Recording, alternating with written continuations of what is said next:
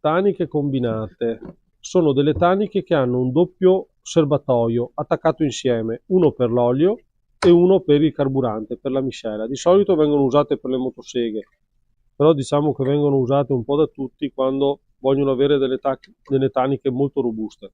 Plastica di ottima qualità, estremamente robuste. La caratteristica di questi prodotti consiste anche nel fatto che possiamo applicargli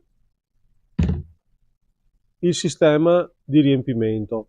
Cosa significa? Che per la parte dell'olio avremo un sistema di riempimento adatto per il fluido diciamo più denso dell'olio.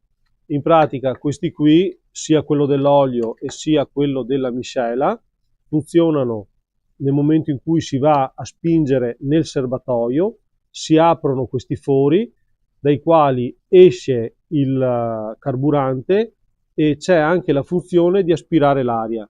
Quindi la combinazione di queste due cose cosa fa sì che nel momento in cui il carburante o l'olio raggiunge la quota massima di livello nel serbatoio, si fermano di erogare liquido e quindi non vado a far traboccare i serbatoi con i fluidi, quindi non sporco, e nel momento in cui lo ritraggo va a fare chiusura, quindi non vado a rovesciare neanche una goccia per terra.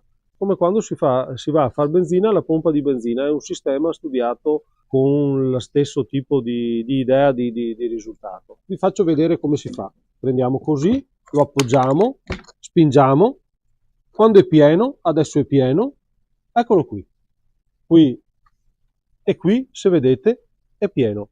Ci sono due abbinamenti come capacità, il 3-5 litri, 5 litri carburante, 3 litri di olio, oppure il 3 litri, 1,5.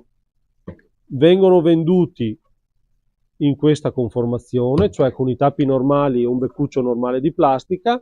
A parte, se voglio, posso acquistare sia il sistema di riempimento per il carburante o il sistema di riempimento per l'olio. Allora, questi qui sono i classici acquisti, li faccio una volta e poi basta, però se li faccio buoni ho un vantaggio sempre quando devo fare questa operazione.